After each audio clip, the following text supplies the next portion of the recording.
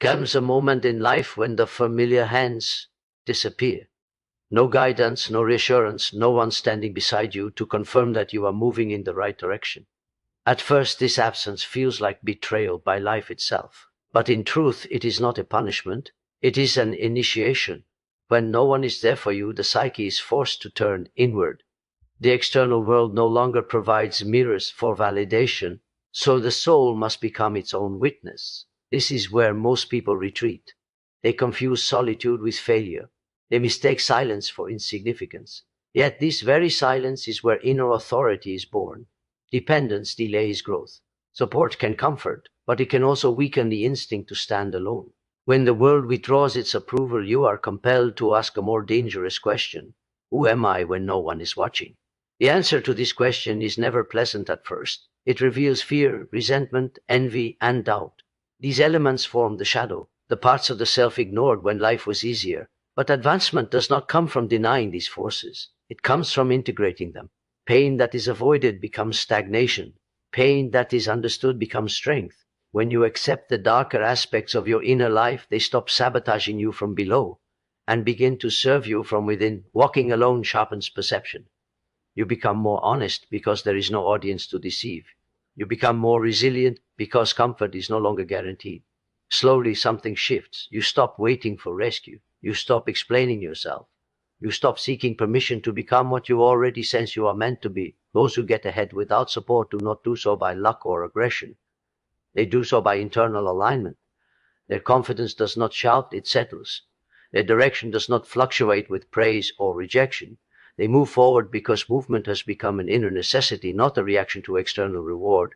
In the end, being alone was never the obstacle. It was the condition required for self-realization. When no one is there for you, you are finally forced to be there for yourself. And once that happens, the world can no longer stop you, whether it supports you or not. Isolation is often misunderstood as a sign of rejection, a quiet verdict passed by life that one is unworthy of companionship or support. Yet isolation is rarely about being left behind, it is about being called forward. When familiar voices fade and the noise of the world recedes, something subtle begins to occur within the psyche. The absence of others removes distraction, and what remains is the raw encounter with oneself. This moment feels unsettling because it strips away borrowed identities, roles maintained for acceptance, and beliefs reinforced by constant interaction. What stands exposed is not weakness, but potential waiting to be recognized. Initiation has always required separation. Growth does not occur in the comfort of constant affirmation, but in the tension created when certainty dissolves. Isolation forces an individual to confront inner contradictions that were once masked by routine and social validation. Doubt surfaces, fear becomes audible, and long-suppressed emotions rise without permission. This confrontation is not cruelty, it is necessity. Without facing these internal forces, one remains psychologically dependent, shaped by the expectations and approval of others rather than by inner truth. In isolation, the mind begins to reorganize itself. Old narratives lose their authority because there is no external reinforcement to keep them alive. The stories of inadequacy, comparison, and limitation weaken in the absence of an audience. At the same time, new perceptions emerge. Intuition grows sharper, awareness deepens, silence becomes a teacher, revealing patterns of thought and behavior that once operated unconsciously. This is the threshold where initiation truly begins, not through ceremony or recognition, but through inner awakening. What feels like loneliness is often the discomfort of transformation. The self that relied on external connection is dissolving, making space for a more integrated identity. This process can feel disorienting because it removes familiar emotional anchors. Yet within this disorientation lies freedom. When no one is present to confirm or deny one's worth, the individual is compelled to define it independently. This act of self-definition is the foundation of psychological maturity. Isolation also exposes inner strength that was previously outsourced. Qualities such as resilience, discipline, and self-trust begin to develop out of necessity rather than choice. One learns to regulate emotion without reassurance, to make decisions without consensus, to endure uncertainty without collapse. These capacities cannot be taught through instruction or encouragement. They must be forged through experience. Isolation provides the conditions for this forging. As the initiation deepens, the relationship with solitude changes. What once felt like emptiness becomes a space of clarity. Thoughts slow, perception sharpens, and a quiet confidence begins to form. This confidence does not seek recognition because it is rooted in self-knowledge. The individual no longer fears being alone because aloneness has revealed itself as a state of inner alignment rather than deprivation. Isolation, then, is not evidence of abandonment by life or others. It is a psychological passage, a necessary descent before ascent. Those who endure it without fleeing emerge with a stronger sense of identity, no longer dependent on external structures for stability. They carry within themselves what they once sought outside. This is the true meaning of initiation, not the loss of connection, but the discovery of an unshakable inner foundation. When external support disappears, it often feels as though the ground beneath life has been removed. The familiar sources of reassurance, guidance, and validation no longer respond, and the silence that follows can be deeply unsettling. Yet this absence is not accidental.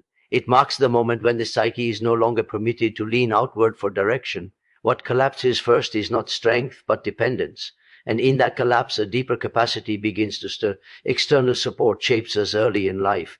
Approval teaches us what is acceptable, encouragement tells us when to proceed, and correction defines our limits. Over time, these external voices become internalized, quietly governing decisions and self-worth. When they vanish, confusion arises because the inner compass has not yet been trusted.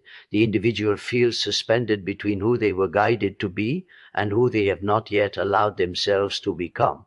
This tension is the birthplace of inner authority. Without support, responsibility can no longer be deferred. There is no one to blame, no one to consult, no one to rescue. This forces a confrontation with personal agency. Every choice becomes a mirror, reflecting not only action but intention.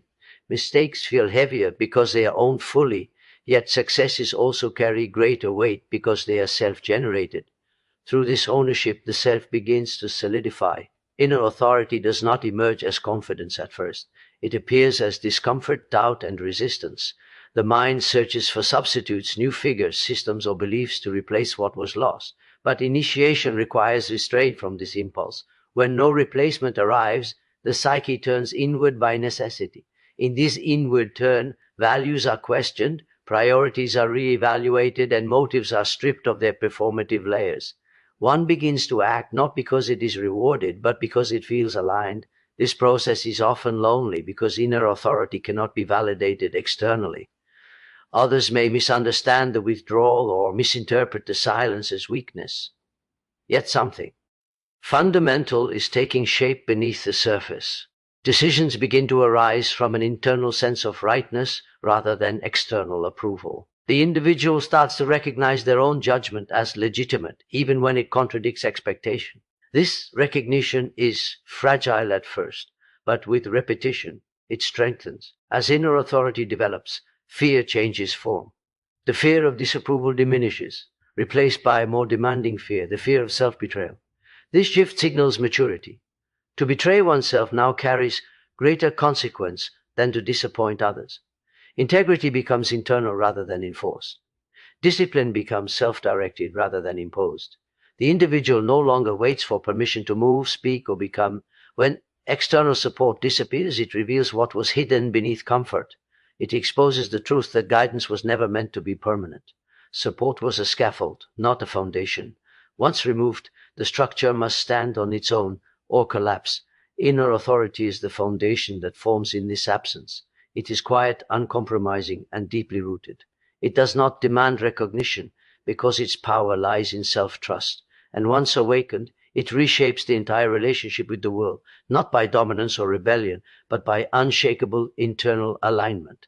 Suffering is an inevitable dimension of human life, yet it is not suffering itself that determines growth or destruction, but the way it is held within consciousness. Unexamined pain does not strengthen, it distorts. When suffering is denied, repressed, or rushed past, it sinks into the unconscious where it quietly governs behavior, shaping fears, reactions, and self-sabotage. Power does not arise from the presence of pain, but from the willingness to face it without illusion. Conscious integration begins with recognition. Pain must be acknowledged as part of one's inner reality rather than treated as an enemy to be eliminated.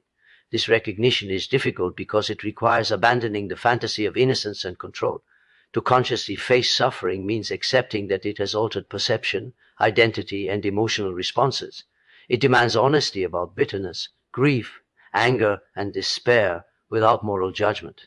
In this honesty, suffering loses its chaotic edge and becomes something that can be understood rather than endured blindly. When pain remains unconscious, it seeks expression through repetition. Patterns of broken relationships, chronic dissatisfaction, and destructive habits often arise not from fate, but from unintegrated wound-seeking resolution. The psyche repeats what it has not yet understood. Conscious integration interrupts this cycle by bringing meaning to experience. Suffering is no longer something that merely happened. It becomes something that is interpreted, examined, and absorbed into awareness. Through this process, pain is transformed from a force that controls to a force that informs. Integration requires patience because suffering does not reveal its purpose immediately. There is a temptation to romanticize pain or extract lessons prematurely. This only replaces repression with narrative. True integration allows pain to exist without justification. Over time, insights emerge naturally as the individual observes how suffering has shaped strengths, sensitivities, and boundaries. Compassion deepens, not as sentimentality, but as understanding born from lived experience. This depth cannot be simulated or learned through theory. As suffering is integrated, energy once consumed by resistance becomes available. The constant effort to avoid, suppress, or escape pain drains vitality. When that effort ceases, clarity increases. Emotional reactions soften, and the individual gains a wider range of response rather than reflex. This expanded capacity is where power begins to take form. It is not the power to dominate circumstances, but the power to remain internally stable regardless of them consume. Sly integrated suffering also alters one's relationship with vulnerability. What was once feared as weakness becomes recognized as depth. The individual no longer needs to armor themselves against life because they trust their capacity to endure and understand it. This trust creates a quiet confidence that does not depend on control or certainty. It arises from the knowledge that even pain can be metabolized into meaning. Power born from integrated suffering is subtle and enduring. It does not announce itself or seek validation. It expresses itself through grounded presence, emotional resilience, and discernment. The individual becomes less reactive, less fragmented, and more whole. Suffering, once a source of fragmentation, becomes a unifying force within the psyche. Through conscious integration, pain is no longer an obstacle to strength, but the very material from which it is formed. The shadow is formed wherever aspects of the self are rejected, ignored, or denied in order to survive, belong, or be accepted. From early life, certain traits are encouraged while others are discouraged, leaving behind parts of the psyche that were never allowed to fully develop.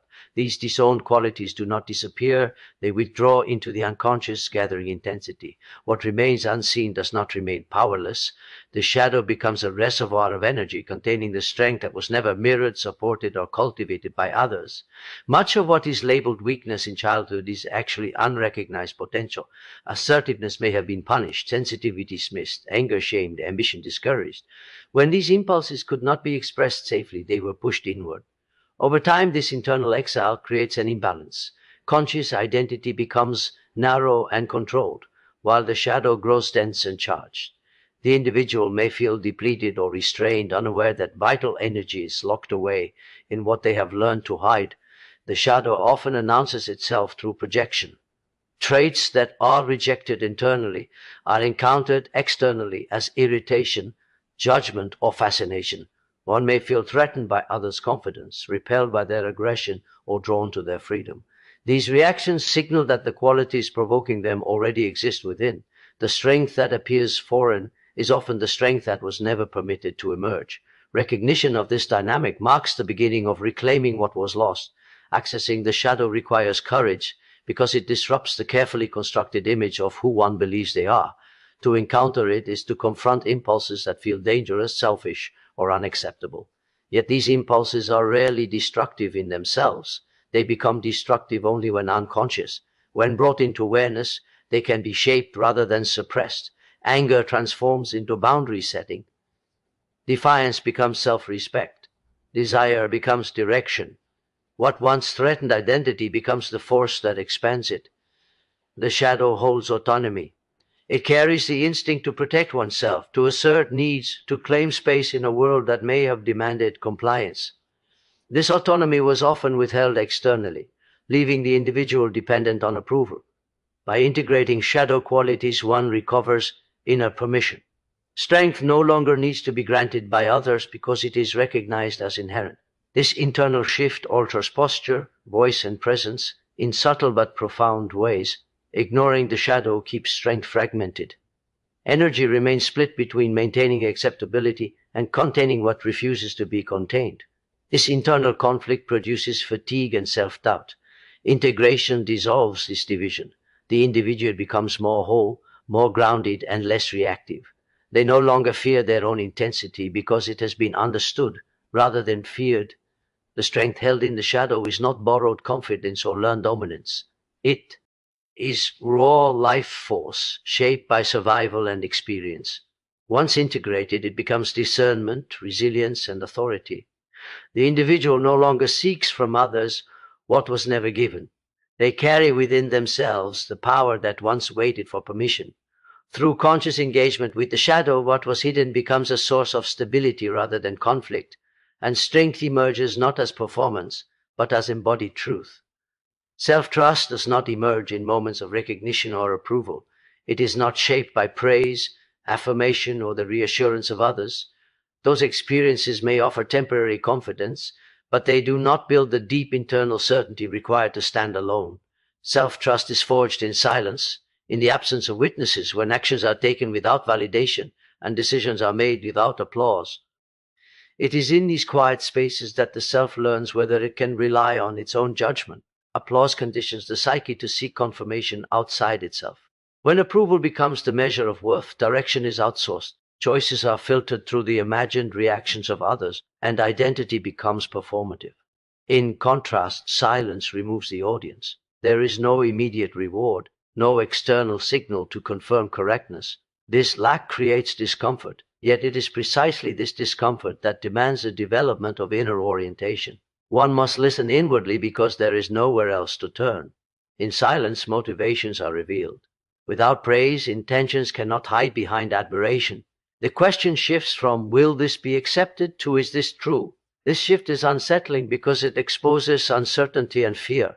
Doubt surfaces not as an enemy, but as a signal that inner authority is still forming. To continue acting despite this doubt requires courage. Each choice made without reassurance becomes an act of self-reliance, slowly building trust in one's own capacity to navigate uncertainty. Silence also exposes inconsistency. When no one is watching, integrity becomes visible.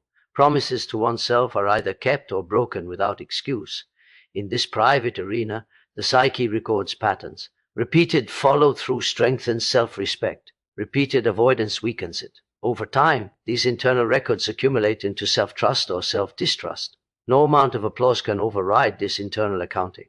The forging of self-trust in silence is gradual and often unnoticed. There are no dramatic milestones, only subtle shifts. One begins to hesitate less, explain less, and second-guess less.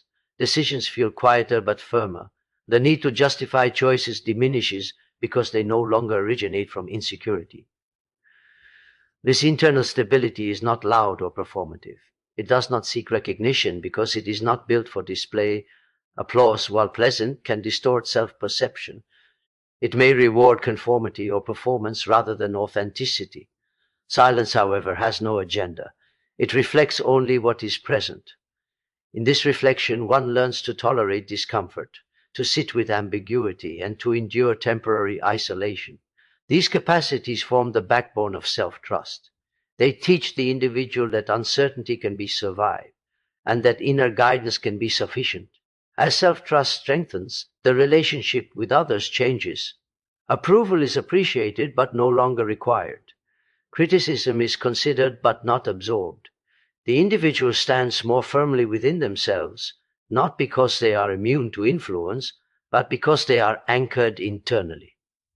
This anchoring was not given. It was forged through repeated encounters with silence. Self-trust born in silence is resilient. It does not collapse under disapproval or inflate under praise. It remains steady because it was built without either. In the quiet absence of applause, the self learns to listen, decide, and move forward alone. From this solitude emerges a confidence that is unshakable, not because it is flawed, but because it is real. Walking alone is rarely a deliberate choice at first. It often begins as a consequence of misunderstanding, divergence, or inner change that no longer fits familiar structures. At the start, solitude feels like exposure. Without the buffer of companionship, every uncertainty becomes louder, every fear more pronounced. Yet this prolonged aloneness initiates a slow psychological transformation. The absence of constant influence strips life down to essentials, forcing the individual to confront themselves without distraction or escape. In sustained solitude, dependence weakens. There is no immediate reassurance to soften doubt or share responsibility.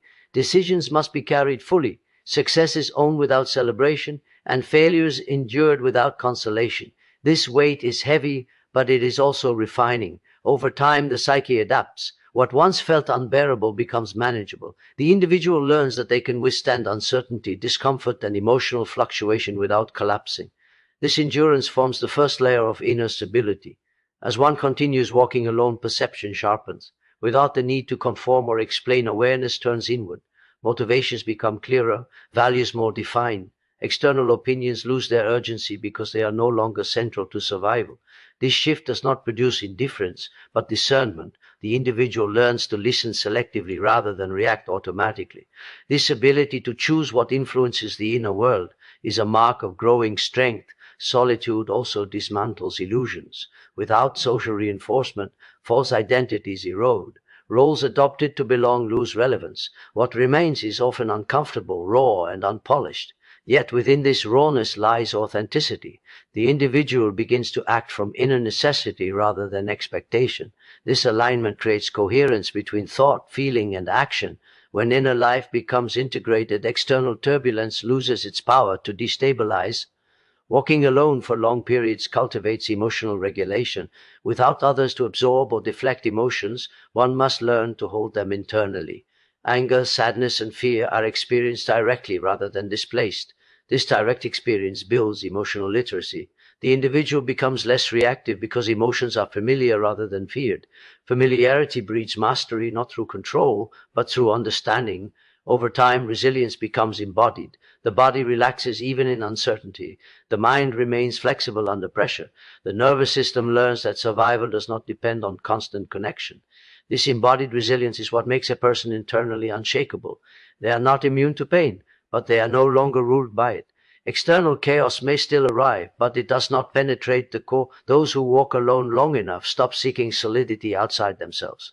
They have learned that stability is not found in agreement, belonging, or certainty. It is cultivated through repeated encounters with self-reliance. This cultivation transforms solitude from a threat into a foundation. The individual no longer fears being alone because they have discovered companionship within their own presence. Internal unshakability does not announce itself. It is quiet, grounded, and calm. It expresses itself through steadiness rather than force. The one who has walked alone does not cling or resist. They remain centered. They have learned that everything external can change, but the relationship with oneself endures. Through solitude, the individual becomes rooted not in circumstance, but in inner alignment. Walking alone was never meant to make you smaller. It was meant to strip away what was never stable to begin with. When everything external fell away, what remained had to become solid. That solidity did not come from certainty, praise, or protection, but from repeated proof that you could stand, dig, endure, and continue without collapse. The world may still change, people may still come and go, but something essential has settled within you. You no longer move from fear of loss or hunger for approval. You move from an inner center that has been tested and held, and from that place nothing truly shakes you, because you are no longer leaning on what can be taken away.